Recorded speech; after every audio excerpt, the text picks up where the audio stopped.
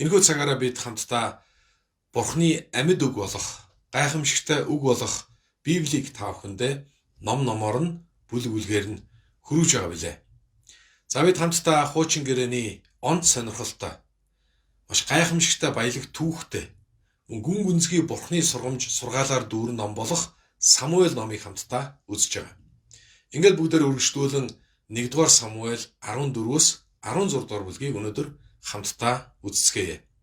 За 14 дугаар бүлгээр дамжуулан бид Бурхан миний тал зогсож байна уу гэдгээс илүүгээр би Бурханы талд Бурхантай хамт зогсож байна уу гэсэн чухал асуултыг асуух болно. Харин 15 дугаар бүлэг дээр Израилийн анхны хаан Саул сүнслэг удирдагч хүний хувьд яагаад энэхүү чухал үйлчлэлд тэнцээгүй гологдсон юм бэ гэдгийг шалтгааныг биднээс сурах болно. Харин 16 дугаар бүлэгдэр тэгвэл Бурхан яагаад Давидыг сонгосон юм бэ гэдэг тэр учир шалтгааныг хамтдаа бид сурч болно. Ингээд өнөөдөр өрөөний сургаалаар дамжуулан Бурханы гайхамшигтай ивэл сургамж ерөөл та бүхний амьдрал дүүрэн бэлхаасаа гэж хүсэж байна. Би таныг надтай хамт 1-р Самуэль 14 дугаар бүлгийг гаргаасаа гэж хүсэж байна. За 14 дугаар бүлгийн 6 дугаар ишлэл бүгдээрээ харцгаая. Йонатан явцгаая. Бурхан бидний төлөө ажиллаж магадгүй. Олон хүнээрч, цөөн хүнээрч аврахад Бурханд саад болох зүйл үгүй гэж хэлж байна. Саул хааны хүү Йонатан Бурханы тусламж ба Бурханы тэр хамт ажилласан гайхамшигтай хүч чадлаар ялалтыг байгуулсан тухайд өгүүлж байгаа юм. Тэр өдөр эзэн Израилийг дайснаас аварсан. Бурхан гайхамшигтай ялалтыг тэдэнд өгсөн гэж байна. За харин 24 дугаар эшлэл бүгдээр харъя. Израилийн ирчүүд ихэд зүдрвэ гэсэн байна. Яагаад? Яагаад гэвэл Саул намайг дайснаас өшөө авах хүртэл хоол идсэн хүн бол харагт болтгоо гэж хэлсэн. Саулын энэ мунхаг тушаалаас болоод Израилийн дайчид ядарч зүдэрсэн. Мөн үүний үр дүнд юу болсон бэ гэхээр хүмүүс тулдааны дараагаар олзны юмслуу шунхаагаар дайрч тэнд байсан хонь үхрийг нядалж цустай нь идвэ гэсэн байна. Өөрөөр хэлбэл тэд Бурханы хуулийг зөрчсөн байна. Удирдагч хүний буруу алдаатай шийдвэрээс болоод хүмүүс гим нүгэлд унсан талаар сургамжийг энд гарч байна. Замун тулдааны дараа эцгийнхэн гаргасан тэр тушаалыг Йонатан мэдээгүй байсан. Тэгээд тэр би жаахан зүгийн балыг авч идсэн гэж тэрээр өтсөн баг. 44 дугаар эшлэгийг харъя. За үүнийг сонссон Саул Йонатанд хандаж өөрийнхөө төрсөн хүүхдэд хандаж тийм ээ. Чи заавал өгөх ёстой. Эсвэл Бурхан намайг шийдэх болтугай. Харин тэнд цугласан олон Саул хаанд хандаж энэ агуу ялалтыг Израильд авчирсан Йонатан өөхөх ёстой гэж юу гэж түүнийг өмгөөлөн хамгаалж эцэстээ Йонатаныг аварч тэр үхээгүй байгаа.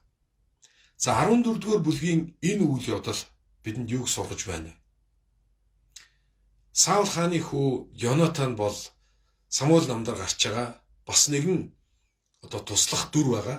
Түүний амьдралаас суралцах зүйл бидэнд олон байгаа. Түүний нэг нь юу гэсэн бэхтэр тэр өөрийн эцгээс өөр байсан. Тэр яг л тулдаанд орохдоо Йошуатай адилхан тулалдсан юм. Йошуа Ерихүүг дайлаар мордохын өмнө тэр Бурханы өмнө өвдөг сүгдэн залбирсан байдаг. Энэ үед Бурхан түүн дээр ирж түүнтэй ярилцахад Йошуа та бидний талд байна уу? Эсвэл манай дайсны талд байна уу гэж асуудаг. Харин энэ үед Бурхан үгүй. Харин би эзний дайчдын жанжнаар ирээд байна гэж хэлж. Өөрөөр хэлэх юм бол Бурхан энд юу гэж хэлж байгаа вэ гэхээр Йошуа та миний талд байна уу гэж асуух үед эргүүлээд Бурхан үгүй харин чи миний талд байна уу? Би Бурханы дайчдыг удирдах жанжин байна. Харин чи миний талд зогсож байна уу гэж асууж.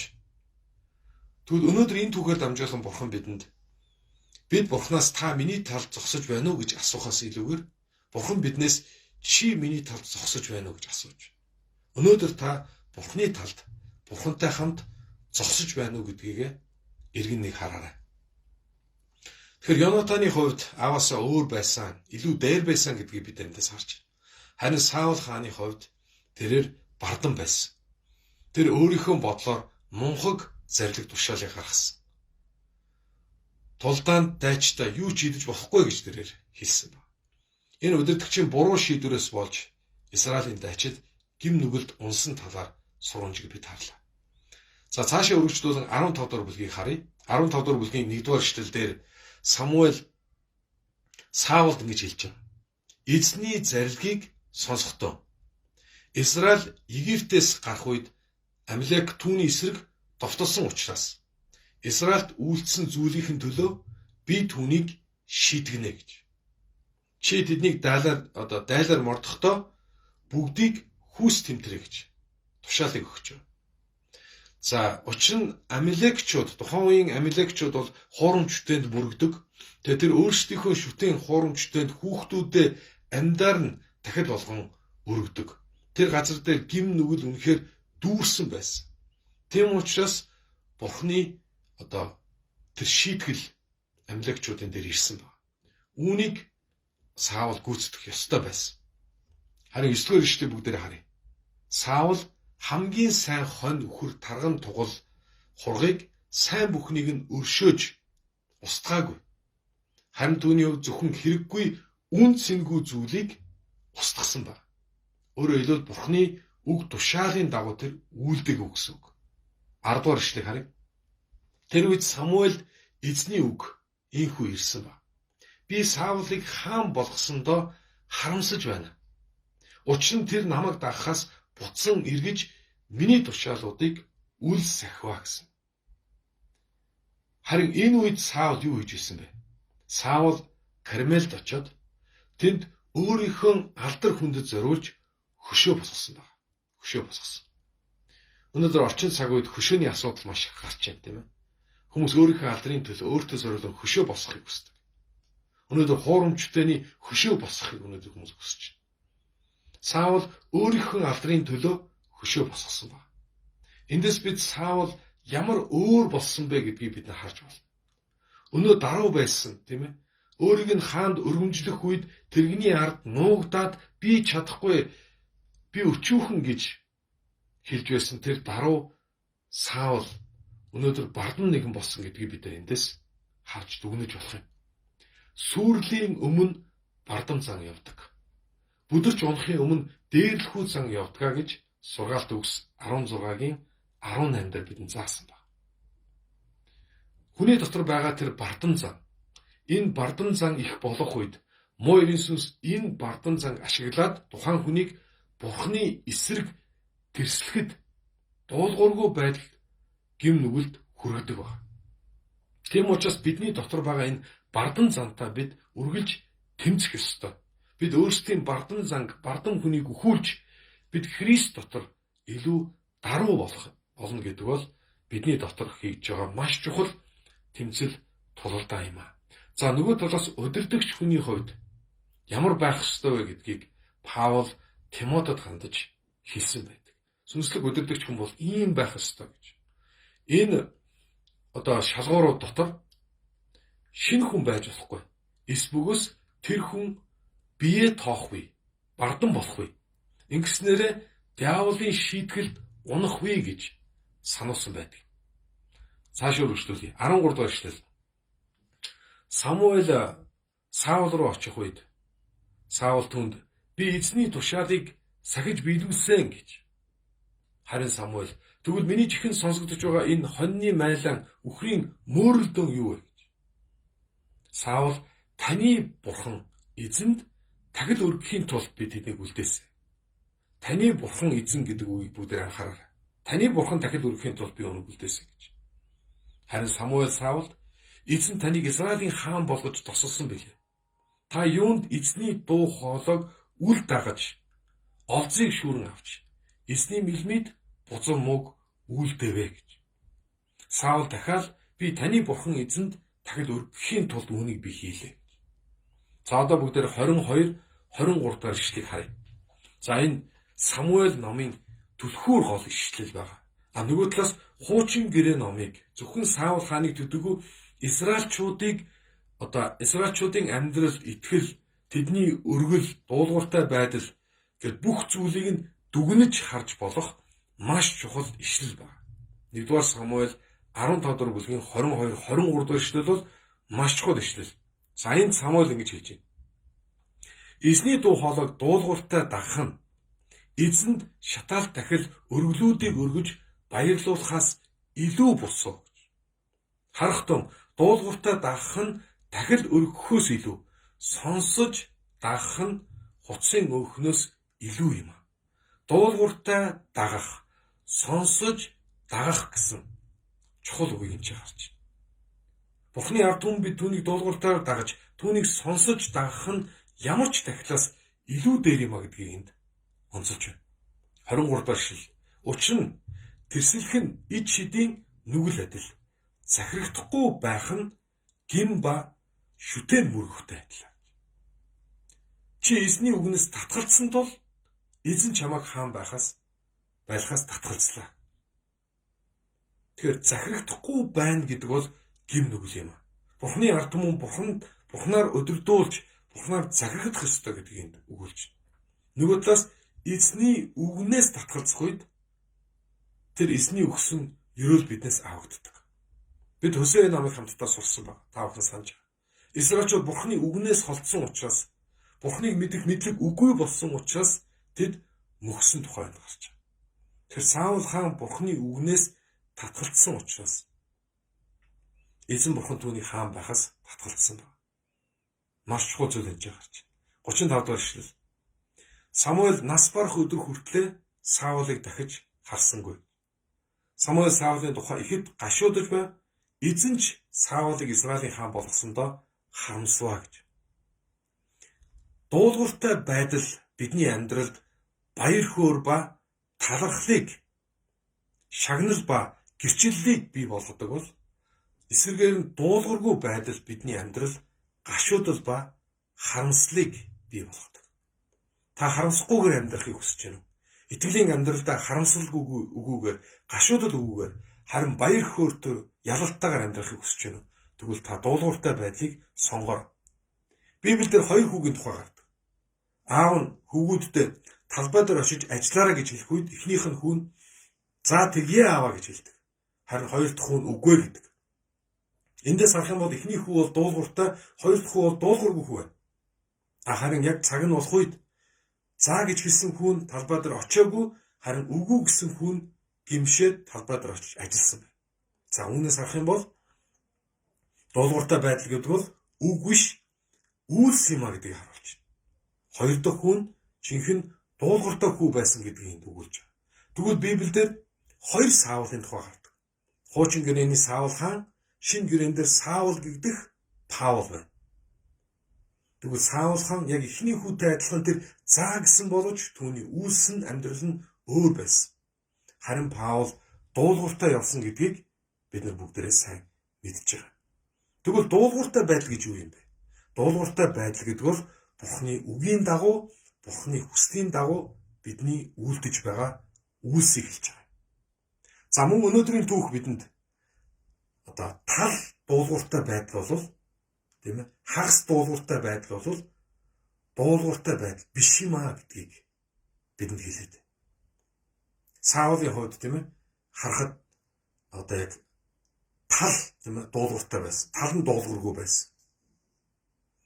За нөгөө талаас энэ үйл явдал бидэнд Бурханд өргөж байгаа үргэл гэдэг бол Бурханд өргөж байгаа зүйл гэдэг бол хизээч гарц хохирол биш юм а гэдгийг өгүүлж. Та өнөөдөр Бурханд юу өргөж байна? Ямар өргөлийг өргөж байна? Таны өргөж байгаа өргөл хизээч гарц хохирол биш шүү гэдгийг та санаарай. Энэ хасах тэмдэг биш, харин энэ бол нэмэх тэмдэг юм а гэдгийг өргөл санаж байна. Бид амьдралдаа хэн нэгэн хүнд бэлэг өгдөг. Бидний өгч байгаа бэлэг, тухайн хүнд өгч байгаа зүйл маань тухайн хүнийг бид хэрхэн харж тэр хүн бидний амьдралд хин юм бэ? Тэр хүнийг бид хэрхэн үнэлж цэгнэж байгаа юм бэ гэдгийг харагддаг. Тэгвэл өнөөдөр таны өргөж байгаа тахил та Бурханд юу өгч байгаа вэ? Энэ чинь таны хувьд Бурхан хэн бэ гэдгийг шууд харуулж байгаа. Бурхан таны амьдралд таны хувьд хэр зэрэг үнцэнтэй юм бэ гэдгийг үүгээр дамжуулан харагдана гэсэн үг. Тийм учраас та Бурханд өргөл өргөхдөө, Бурханд магтаал өргөхдөө өөрийнхөө өргөж байгаа зүйл болон мөн өргөж байгаа өөрийнхөө зүрх сэтгэлд өргөж анхаарлаа хандуулж байгаарай гэсэн үг. Бурханд бид өргөхдөө илүү гарсан зүйлээ. Саул шиг сайныг нь өөртөө аваад мууг нь Бурханд өгч болохгүй юм аа. Бид нэм гарагийн цуглаанд очиод эзэнд өргөл өргөхдөө автобусныхаа юм уу эсвэл таксиныхаа хариулт мөнгийг ч юм уу бид нар илүү зүйлээ биш. Харин бид нар зориулт гарган зүрхтлээс өргөх учиртай. Бурхан хизээж бидний мөнгөөр дутахгүй. Тэр мөнгнөөс илүүгээр бидний зүрх сэтгэлийг авахыг хүсдэг гэдгийг бүгдээрээ санацгаая. Өнөөдрийн сургаал бидэнд бас Бурхан мөргөл ба мөргөгчийг, өргөл ба өргөгчийг тусад нь авч үздэггүй. Тэднийг нэг болгож хардаг гэдгийг эндээс ойлгох хэрэгтэй. Бурхан эхлээд тухайн мөргөлөөс илүүгээр мөргөл өргөж байгаа хүнийг эхлээд хардаг. Тэр өргөлөөс илүүгээр өргөл өргөж байгаа бас хүнийг хардаг. Энэ хоёр тусдаа биш нэг юм а гэж эндээс бид харж болох юм. За хуучин гэрээний эхлэл номон дээр Каин, Абель хоёр Бурханд өргөл өргөдөг. Бурхан Абель ба түүний өргөлийг таалан авдаг, харин Каин ба түүний өргөлийг авдаггүй ба. Каин ууралдаг тийм Бурханы өмнө ууралдаг. Энэ бол Бурхан юу гэдэг вэ? Каин чи яагаад ууралж байгаа юм бэ? Хэрвээ чи зөвийг гүйцэтгэх юм бол чи хүлээн авагдана. Чиний дахид хүлээн авагдана. Тэгэхээр эндээс Каин, Абель хоёр юу Бурханд өргөссөн бэ гэдэг нь биш. Харин тэд ямар зүрхсэтгэлээр өргөссөн бэ гэдэг нь чухал, мөн тэд амьдралдаа хэрхэн үйлдэлсэн бэ гэдэг нь чухал байгаа. Ялгаатай гэдгийг биднээс харж болох юм. Бид ням гараг цуглаан дээр ирээд халелуя гэд өргөл өргөөр Бурханыг магтдаг артлаа харин тэндээс гараад явхдаа шал өөр амьдралаар бид амьдардаг бол Бурхан тэр дахлыг, Бурхан тэр өргөлийг, тэр өргөгчийг хүлээж авахгүй гэсэн үг. Тийм учраас бид ням гараг Бурханд хүндэтгэл өргөхөөр явхдаа бид өөрсдийнхөө өргөж байгаа зүйлийг болон өргөж байгаа зүрхээ өргөлж шалгадаг байцгаая. Үнэн мөргөл гэж юу юм бэ? Бурхан үнэн мөргөлийг авах гэж. Үнэн мөргөл гэдэг бол би эхлээд үнэн мөргөгч байх учиртай. Миний амьдрал үүсэд би өөрөө үнэн мөргөгч байж Бурхан намайг үнэн мөргөгчөөр хүлээж авахаас гадна миний өргөж байгаа тэр магтаал тахлыг Бурхан таалан авна гэж байгаа нь үнэн мөргөл болж байгаа юм. Тийм учраас Ром номын 12-ийн 1-р эшлэлдэр ийм дахлуунаараа өөрсдийн биеэ Бурханд тааламжилт амьд ариун тахил болгон өргөхийг Бурханы өршөөлөөр та нараас хичээнгүүлэнгуяа энэ нь та нарын сүнслэг мөргөл юм аа гэж хэлсэн байна. Бурхан бидний зүрх сэтгэлийг Бурхан биднийг хүсдэг. Тэгэхээр Бурхан ямар өргөл вэ? Ямар магтаал вэ гэдгээс илүүгээр ямар зүрхнээс гарч байна гэдгийг илүү хардаг гэдгийг бүгдээрээ санацгаая. Саул өөртөө зориулан хөшөө босгосон. Тэр хүмүүсийн хүлээн зөвшөөрлтийг, хүмүүсийн магтаалыг авахыг хүсэж байсан ба. Есүстэй адилхан удирдах нь гэдэг маш гайхалтай ном байдаг. Энэхүү номон дээр удирдагч хүн болгон нэг сонголтыг хийдэг. Тэд удирдагч хүний хувьд миний үзэгч хинбэ гэдгийг сонгодог. Миний үзэгч хүмүүс байх юм уу? Эсвэл миний үзэгч цорын ганц эрхэм чухал үзэгч болох Бурхан байх юм уу? Би Бурханы нүдний нэлмээ өмнө би амьдрах ёстой юм гэж. Би хүмүүсийн тааллын төлөө амьдрах ёстой юм уу? Эсвэл би Бурханы тааллын төлөө амьдрах учиртай юм уу? Удирдагч хүн үнийг сонгох ёстой гэж. За дуулууртай байдалд төлөөс байдаг, дуулууртай байдалд золиос байдаг. Гэхдээ үүний үр дүн ерөөл ба шагнал байдаг. Дуулуургүй байдалд ч гэсэн золиос зориулалт байдаг. Харин үүний олж авах хөлс нь хараал ба ялагдал ба мөн мөхөл юм а гэдгийг бид Саулын амьдралаас хатуу сургамж авах учиртай. За Самуэль номоос бид нар удирдагчийн талаар, ер нь Бурханы хүний талаар бид суралцахдаа харьцуулан бид нар хардаг. Саул ба Давидыг хоёр талаас нь бид нар харьцуулан хардаг. Энэ хоёр дүр киногоор ярих юм бол, жүжигээр ярих юм бол хоёр талын энэ дүр маань бидэрт маш чухал сургамжуудыг өгч байдаг гэсэн. За тэгвэл энэ дээр Саул ба Давидын том ялгаа гарч ирж байгаа. За наашаа анхаараарай бүгдээрээ. Саул Давид хоёр нэг бурханд итгэж нэг бурханд үйлчилж ирсэн. Тэр хоёр яг адилхан нэг цуглаанд явсан. Тэр хоёр яг адилхан нэг пастортай байсан. Тэдний пастор нь мундаг гайхалтай бурхны хүн байсан. Гэтэл тэдний амьдрал яг адилхан өртлөөсөө яагаад тэдний амьдрал газар тэнгэр шиг ялгаатай болов? Өнөөдөр яг адилхан сүм чуулганд явж байгаа хүмүүсийн амьдрал заримдаа яагаад ялгаатай өөр байдгийм бэ гэж. За бидний залбирал, бидний итгэл ба бидний дуулууртай байдалд 3 үе шат байдгаа гэж бүгдээрээ авч үзье. 3 үе шат. За 3 левел тийм үү. За эхнийх нь за би залбирч байна гэж бодъё тийм үү. За би одоо нэг байгууллагын ажилтны хувьд босс дээр би орж ийн. За миний гарт ингээд биччихсэн одоо ажлын хүсэлтүүд саналууд байгаа гэсэн. За би ингээд боссын хаалгыг тогшоод орж болох уу? Жишээл авч. Гоо тогшч байна тийм ээ. За орлоо. За ингээд би дараагадаа өөрийнхөө санал бодлыг, ажлын бүх зүйлийг танилцуулж би хүсэх зүйлээ хүсэж бүх зүйлээ ярьлаа. Залбирал гэдэг бол бид тогшиж байна, бид асууж байна, бид бурхан дээр очиод зүрхээ нээгээд би бүх зүйлээ хэлж байна гэсэн үг. Нэгдүгээр левел. Энэ бол итгэлийн, залбирлын, дуулууртай байдлын нэгдүгээр левел гэж болох. За тэгвэл хоёр дахь үе маань юу вэ гэхээр одоо би боссоо сонсно. Босс маань намайг сонссон тийм ээ. Тэгээ босс маань хэлж байна. За би таны үгийг сонслоо. За эндээс эхний хэсэг нь бол болж байна. Yes. Окей, болж байна. За хоёр дахь зүйл бол үгүй би тэгж бодохгүй байна. Би шал өөрөөр бодож байна. Тийм учраас үгүй уучлаа. Харин гурав дахь зүйлийг бол болж байна. Гэхдээ энэ цаг нь бол биш байна. Хүлээх хэрэгтэй гэж. 3 өөр янзын одоо хариултыг авч. Тийм ээ. Өөрөөр хэлбэл тэр захирал маань босс маань миний одоо тэр саналыг засаж жоохон өөрчилж байгаа байхгүй тийм. Энэ бол хоёр дахь үе шат. Залбирлын, дуулууртай байдлын, итгэлийн хоёр дахь шатны юу гэхээр одоо би чимээгүй байгаад би Бурхныг сонсох байхгүй. Бурхан миний хүслийг биелүүлэгч биш. Тийм ээ? Харин би Бурхны хүслийг биелүүлэгч гэдэг энэ хоёр дахь левел дээр хүн очих ёстой. Давид, Саул хоёулаа энэ левел одоо үе дээр очисон гэдгийг бид мэдэж байна. За харин 3 дахь үе юу юм бэ? Би босстойгоо уулзчаад би гараад явж байна. За би гарч яваад одоо хэрхэн үйлдэх вэ?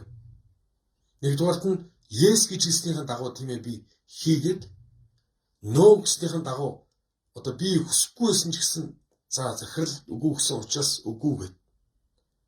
Гуравт нь хүлээх гэсэн учраас би хүлээж байна. Өөрөөр хэлбэл би захирлынхаа үгийн дагуу би дуулууртайгаар үйлдэж байна гэсэн. Тэр яг ийм 3 левел байна. Саул, Давид хоёулаа хоёр дахь левел дээр очсон. Бид нар Саултай адилхан бид нар бүгдээрээ хоёр дахь левел дээр очдог. Харин олон хүмүүс 3 дахь тэр шатан дээр очиж чаддгүй гэсэн үг.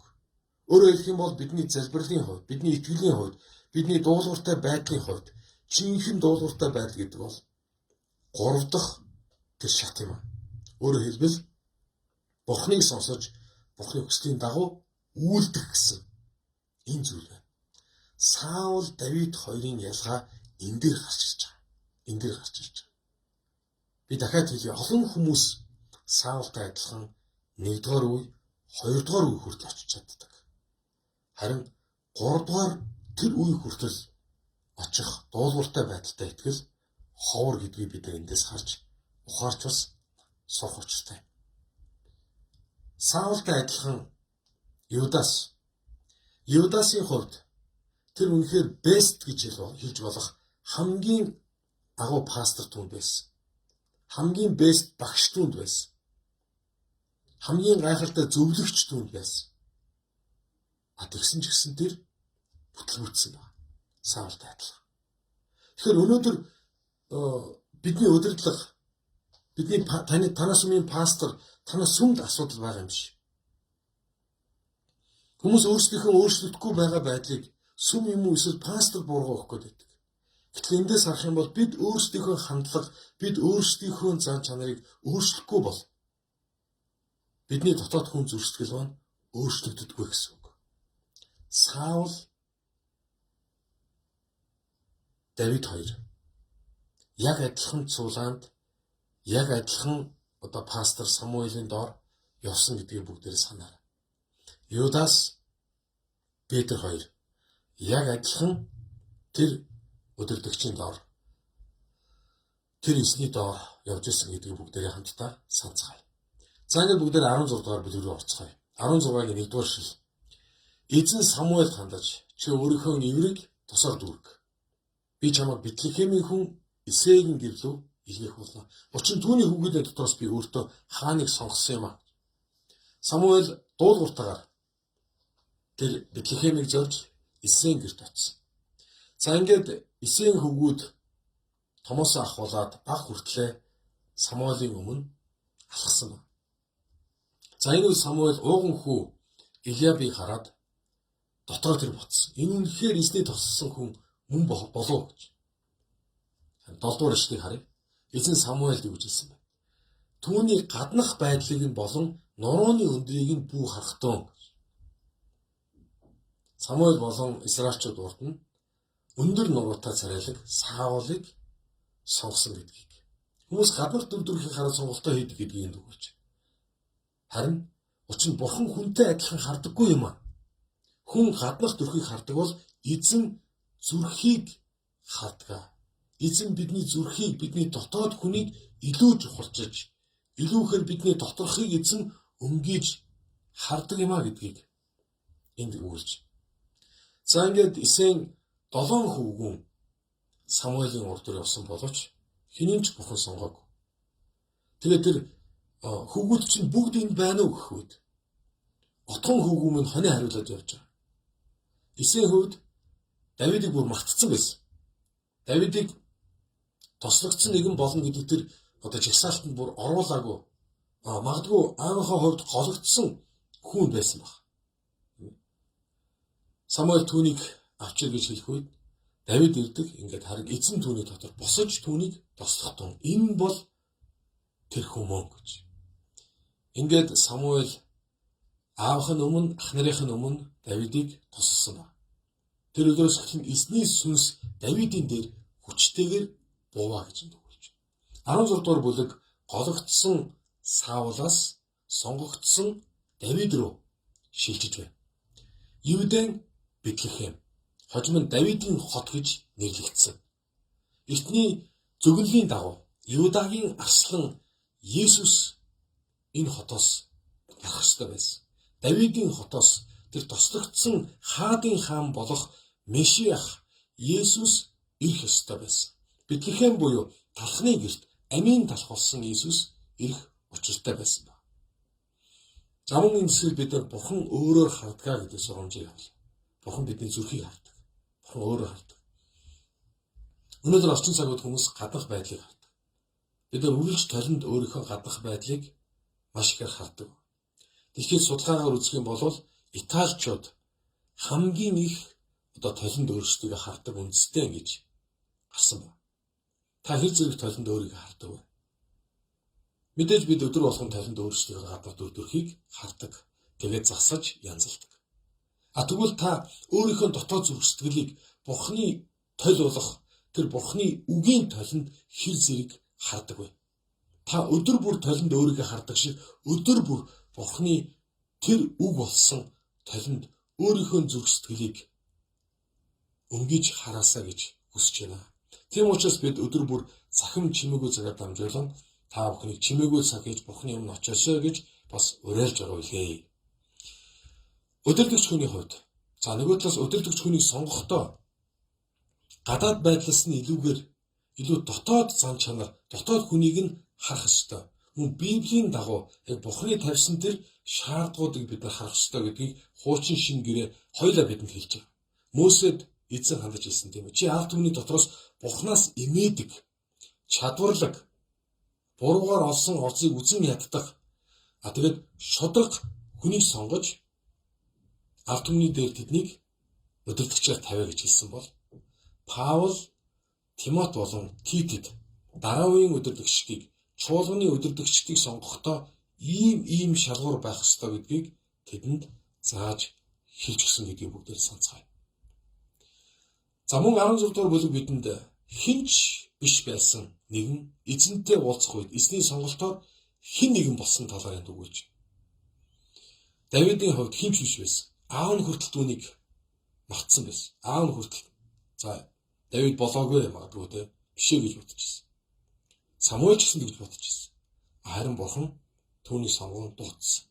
Бид бурхан дээр ирэх үед хэн байсан бэ? Үндэ бид хинч биш байсан. Бид бурханд сонгогдохоор тийм зохистой нэгэн байгаагүй. Бид гин нүгэлтэй алдсан, унсан тийм л нэгэн байсан.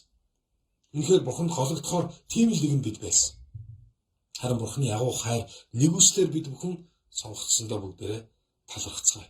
Хинч биш байсан бид бурхантай уулзах үедээ бид хэн нэгэн болсон. Энэ бол бидний магтаал, энэ бол бидний талархал. Яагаад бурхан Давидыг сонгосон юм бэ? Чарльз Свиндл Библийн бааtruуд хэмээх цуврал номынхон Давидын талаар бичсэн номондоо ийхүү өгүүлсэн байна.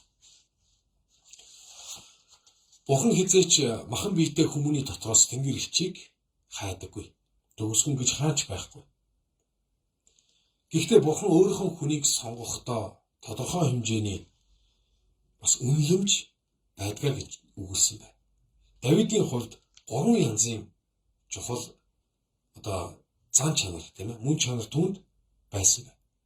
За үүний нэгдүгээрт нь сүнслэг байдал. Сүнслэг байдал гэж юу гэсэн үг юм бол та юу гэж бодож байна? Сүнслэг байдал гэдэг бол тухайн хүний бурхантай хоршиж амьдарч байгаа, бурханыг дагаж амьдарч байгаа амьдралыг сүнслэг байдал гэж хэлж байгаа. Өөрөөр хэлэх юм бол бурханы хувьд юу чухал вэ гэдэг нь сүнслэг хүний хувьд чухал. Бурхан баруун тишээ гэвэл тэр баруун тишээ, бурхан зүүн тишээ гэвэл зүүн тишээ, зогс гэвэл зогсдог. Энэ хүний чинь сүнслэг хүн гэж хэлээд байгаа. Бурхан юунд анхаарч ийн гэдэгт анхаардаг тэр хүнийг сүнслэг хүн гэж хэлээд байгаа. Бурханы зүйлүүдэд илүү их анхаарлаа хандуулдаг энэ хүнийг сүнслэг хүн гэж хэлж байна. Давид яг тийм нэгэн байсан. Хоёрдугаарт нь Давид даруй нэгэн байсан гэж.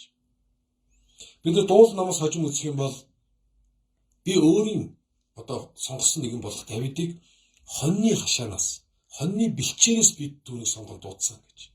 Тэр аавынхаа үгэнд ороод даруугаар үйлчилж байсан түүнд зарцсан зүрхсэтгэл байсан гэдгийг бид эндээс харж байгаа. Бурханы хүн бол зан чанарын хүн. Бурхан бидний дотоод зан чанарыг хардаг. Нөгөө талаас бурхан биднийг харахдаа чухал зүйл нь тухайн хүн бурханд итгэл болон сүнслэг бурхантай хамт явж байгаа энэ зүйл нь яг үнэхээр жинхэнэ байна уу? Эсвэл хэр тааруухан, эсвэл хуурамч байна уу гэдгийг хамгийн чухал хардаг. Бид бурхантай сүнслэг алхаа маань үнэхээр яг үнэн байна уу гэж. Мөн бурхан өөрийнхөө сонгодог хүн тухайн хүний дотор зарцсан зүрхсэтгэл байна уу? Зарц өдөрдөгчийн зүрхсэтгэл байна уу гэдгийг үргэлж хардаг. За урдугаарт нь шудраг байдал гэж. Давидын талаар хожим дуулал номон дээр өгүүлэхдээ эзэн Давидыг сонгосон бөгөөд тэрээр шудраг зүрх ба чадварлаг гараар Бурхны ард түмнийг удирдсан талаар онцолсон байна. Шудраг байдал гэж юу юм бэ?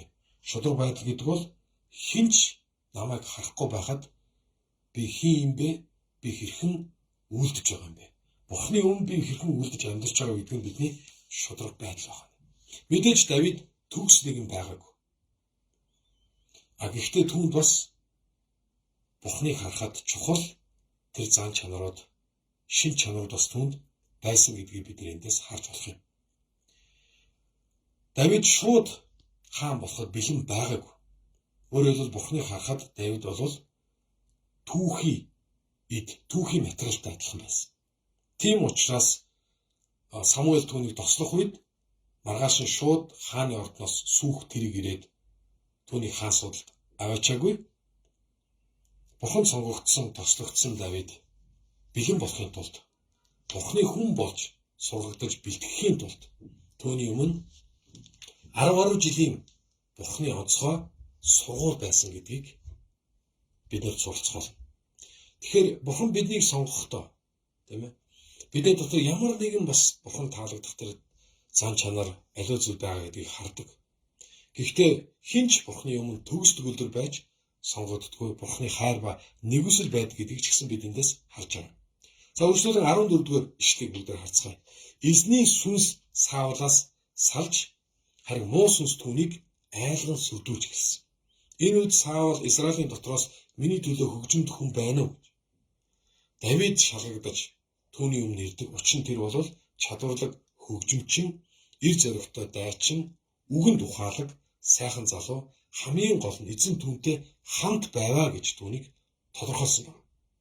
Ингээд Давид Саул дээр үйлчлэх үед Саул түүнийг хайрлаж, тэрээр Саулын хувьд хөгжимчин, зэвсэг баригчин болсон байна.